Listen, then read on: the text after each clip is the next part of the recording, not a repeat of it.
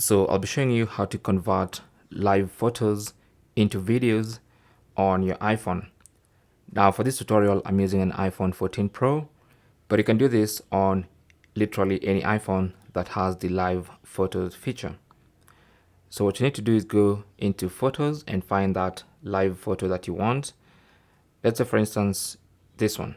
Okay, so this is a live photo. As you can see, it says live at the top here. Now this photo, you can convert it into a short video.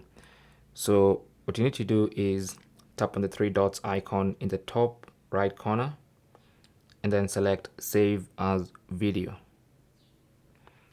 It's going to save for a couple of seconds and then it's going to save it next to that photo. So you can see this is the live photo and this is the corresponding video. You can even see it's a video even with sound.